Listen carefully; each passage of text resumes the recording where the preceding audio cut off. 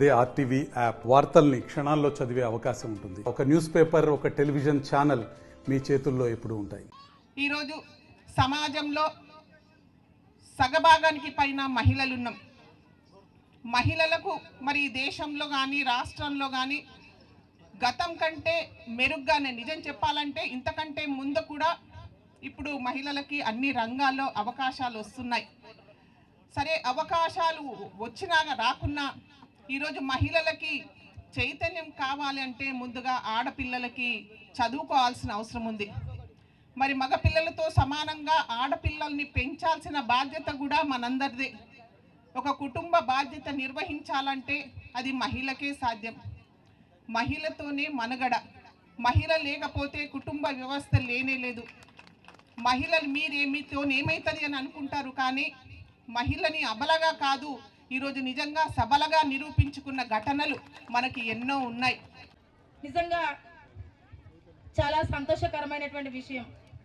ఆనాడు మరి సమానంగా పురుషులతో సమానంగా రాత్రి అనక పగలనక కష్టపడి పనిచేస్తే మరి పనికి తగ్గ వేతనం లేక మరి దాదాపుగా మన వాసీలేవ్ అనేటువంటి మహిళ రష్యాలో మరి పనికి తగ్గ వేతనం కావాలి, మాకు మధ్యాహ్న భోజనంకి సమయం కావాలి, మాకు చిన్న పిల్లలు ఉంటారు వాళ్ళు పాలివ్వడానికి సమయం కావాలి, పని గంటలు తగ్గించాలనేసి తను రోడ్ మీద కూర్చుంటే వేలాది లక్షలాది మంది మహిళలు వచ్చి తనతో పాటు రోడ్ మీద కూర్చున్నారు. ఆ రోజు కూర్చుంటే కాల్పులు జరిపారు, అక్కడ చంపేశారు మహిళలను.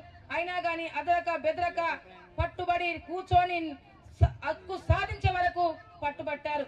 అదే విధంగా మనం కూడా బడుగు బలహీన వర్గాల నుంచి వచ్చినటువంటి మహిళలం మన హక్కులను, మన సమానత్వం కొరకు, మన విద్య కొరకు, మన వైద్యం కొరకు, మన హక్కుల కొరకు తప్పకుండా సమానత్వంగా ఉండడానికి మనం అందరం ఫైట్ చేయవలసిందే. ఈ దేశాన్ని ఒక భరతమాతగా మనం చెప్పుకుంటున్నాం. మరి ఇంత భరతమాతగా చెప్పుకున్నటువంటి దేశంలో రోజు రోజుకు చాలా రకాలైనటువంటి సంఘటనలు జరుగుతూ ఉన్నాయి. మనలో చైతన్యవంతం లేకనే ఇవి జరుగుతున్నాయి. తప్పకుండా మన పిల్లల్ని చదివించవలసిన బాధ్యత మనందరిపై ఉన్నది. రాబోయే తరాల్లో మనం ఒక ప్రశ్నించే గొంతుకగా మహిళలు ఎదగవలసిన అవసరం ఉంది. ఆనాడు మన డాక్టర్ అంబేద్కర్ గారు చెప్పారు ఒకటే, ఏ రోజైతే మహిళ చదువుకోదో, మహిళ ఉద్యమాల్లో లేకపోతే, మహిళ చదువుకోకపోతే ఈ దేశం, ఈ ప్రపంచం బాగుపడదు అని చెప్పాడు. అందుకే మహిళ ఎదగాలి, మహిళ చదవాలి, మహిళ ప్రశ్నించాలి, అప్పుడే ఈ దేశం కూడా బాగుపడుతుందనేసి చెప్పడం జరిగింది.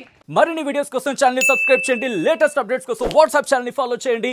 అండ్ లింక్ డిస్క్రిప్షన్ లో ఉంది.